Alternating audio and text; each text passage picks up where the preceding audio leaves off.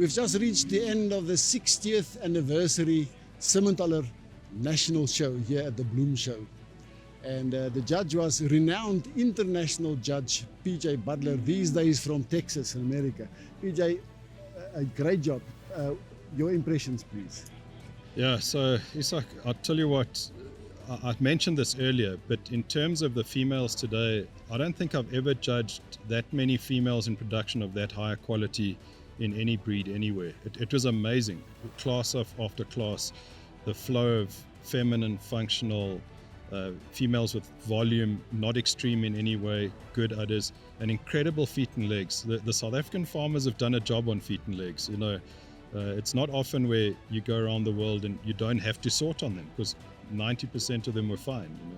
You know? So the quality was deep.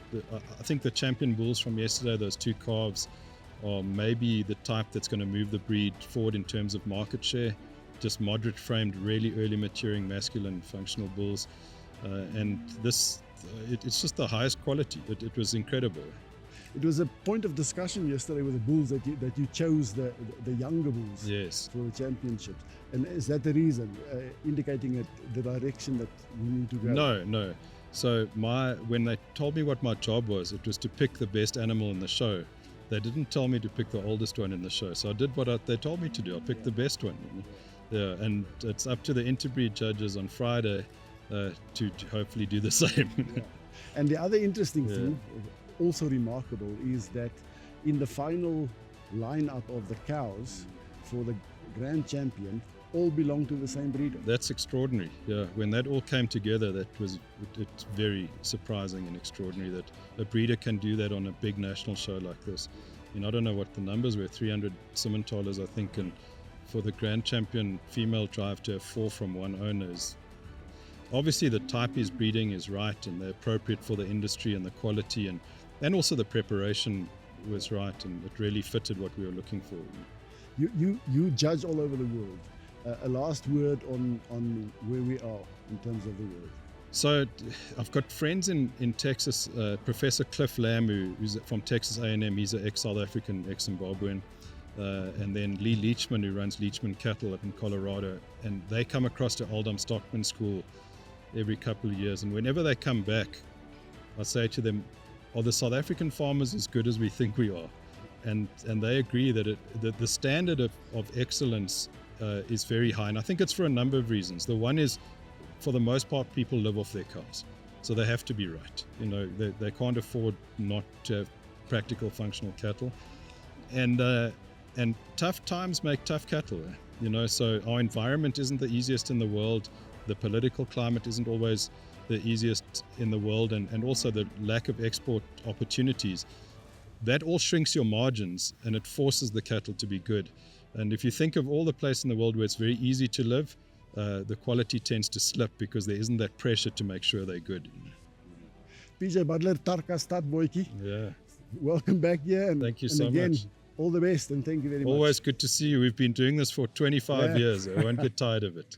Yeah, fantastic. Thank you. Thank you, sir. Yeah. Appreciate it.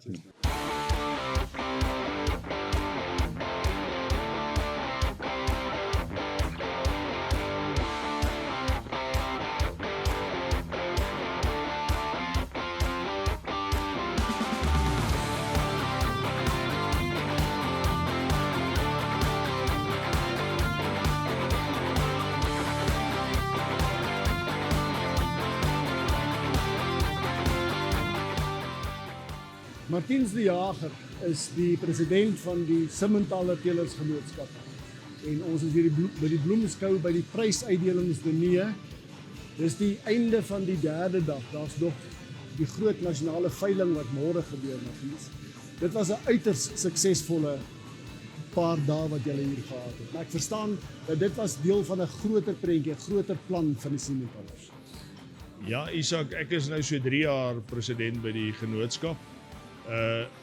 Van die begin af was die genootskap amper half in 'n twyfelstryd oor waartoe gaan ons. Ja. En ek het die voorreg gehad dat Andrew Masterson in die raad die dag gesê het, qua waardes, waar gaan ons heen? En ons hoofdoel was om ons skoue te verbeter, ons diere, ons so glansryke aand soos hierdie te verbeter en standaarde te stel. En daar het 'n momentum nou ontstaan, daar het 'n momentum ontwikkel. Ons het in daai dae toe al besluit om 'n man soos PJ Butler in te bring om ons bietjie te kom help, want ou raak stereotyp, sonder dat jy dit weet, sonder dat jy dit wil wees, vang dit jou net op 'n ongemaklike plek en ons het verby dit gekom. Dit was 'n besonderse tyd en jy sê die hoof fokus is dalk môre wat ons veiling ook is, maar ons hoof fokus is eintlik om Vrydag deel te neem aan die interras kompetisie. Ja, want ons het paar van hierdie goed laat verlore gaan of nie ons fokus meer daarop gestel nie en dit het ons markaandeel gekos. Daar's soveel fokuspunte wat ons as ras het wat ons wil op fokus. Ek meen ons het die groei, ons het die melk, ons het die heterose en as dit ons fokuspunt is, moet ons mos suksesvol raak. Dis reg, ja.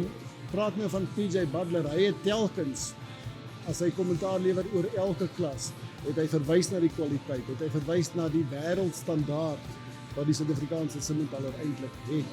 Dit moet vir julle baie gelukkig maak. Verseker, PJ het dit onomwonde gestel dat dis wat die Simmentaler reg gekry het, dis waar ek ons beoordelaars en ons beoordelaars kursusse moet komplimenteer, dat hulle vir ons 'n standaard gestel het om regtig diere van baie hoë standaard daar te hê. Maar bygevoeg, soos ek net nog sê, ons stagneer en die nuwe lig wat hy kom skyn het oor ons ras was besonders. Die winsgedrewe feite waarna jy moet kyk en daarna kom eers die algemene suksesse en wat dan insluit groei en marbling, vetbedekkings en daai goed. Dit kom tweede. As jou fondament om vroulikheid en vrugbaarheid en aanpasbaarheid nie reg is nie, dan gaan jy sukkel om die res reg te kry want daai eerstes bly die winsdrywers. Nou goed, in die Quo-Vadis konteks, waarheen volgende? Hierdie was nou hoogtepunt. Waarheen volgende vir julle? Kyk, ons het daai tyd ook besluit, ons gaan nie elke 3 jaar 'n nasionale veiling hou nie, ons hou hom nou elke 2de jaar. Ek het nou net met van my raadslede gepraat en gesê, jy weet ons eerste vergadering wat ons nou gaan hê met ons volgende nasionale datum wees en dis die rigting waarna ons gaan. Ons wil by ons kommersiële boere weer uitkom. Ons wil heterose bevestig en ons wil melk in hulle kuddes kry. Ons het reeds redelik beweging en momentum gekry en ons gaan daarop net uitbou van nou af. Dis waar ons op pad is. Ons finansies is ontsaglik sterk in die genootskap en dit is die belangrikste deel wanneer 'n genootskap moet vooruitgaan. So ons finansies is reg en nou kan ons aan die res van die op ons fokuspunte fokus. Isak, ek wil vir julle net sê, ons as genootskap waardeer dit wat Plaas Media en Johnsons vir ons gedoen het, ontsaglik baie. Ons weet, sonder bemarking en sonder die regte kleredrag kan 'n mens ook nie suksesvol wees nie. So wat julle vir ons doen, baie dankie daarvoor en ons hoop ons kan julle nog trots maak op die toekoms. Ons hou julle dop. Dankie, dit is Martiens die Jager, die president van die Simmentaler-beestelersgenootskap. In my lewe het ek dit nog nooit ervaar nie.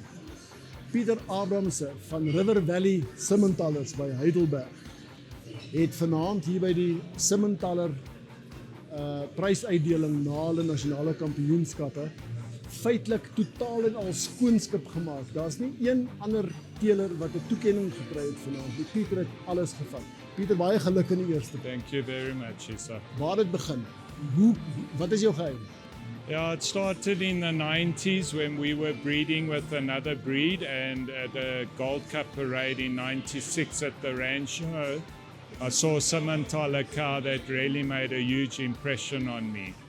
And then from there in the early 2000s, I was backgrounding calves, and I saw in a parcel of calves 3 outstanding little Simmentaler heifers, and I took those heifers out and I started AIing them, and that was in the year 2000, and yeah, that's where we are today. That's 24 years. That's not a very long time for a stud to make the progress, the huge steps that you have made. There must be more than that. Yeah, so what I did is I focused primarily on the type of female that I wanted to breed. And it was just an ultra feminine female with a good structure, good sound legs and body, and obviously fertility. And then I only AR, and I still only AR today. So because of that, being able to do that, I could choose bulls, like I've mentioned before, that would correct a weakness in my herd. And that's where we got there quickly. But still, many breeders follow your approach. It's not a unique approach, and yet these are the results. There must be something else. Yeah, well, we're just blessed. You'll see part of our motto is that our cows are a gift from above, and I also am very humbled by the Lord's blessing on our breed, or on our herd and our stud. And then my family, my wife is absolutely as passionate about the cattle as I am, and we work alongside each other. And then I have really excellent staff. I got 2 stockmen that are exceptional guys. They've been with me, the one guy for 18 years, which is nearly as long as our stud. When he came to us, we probably had a handful of cattle, and we've grown into the herd that we've got now. So it's a team effort with all of us contributing. What is your selection process in terms of culling? Well, when we started, it was easy because I do have a feedlot on the farm, so I didn't sell females. I put all of my culled animals through the feedlot, and I got good prices for them. And then only now recently, when we believed that we were at the right standard with the type of female we were putting out there, then we started putting females into the market, and that hasn't been a long time. Just for balance, it is not as if you are head and shoulders above in terms of your quality as opposed to the quality of the other breeders. The competition was extremely stiff. PJ Butler, the judge from Texas, mentioned that quite often. Yes. Practically in every class, he said how the depth of the competition. So it is something. You must be very proud that you are there. No, we're humbled by it, and yeah, it's a blessing. I'm really blown away.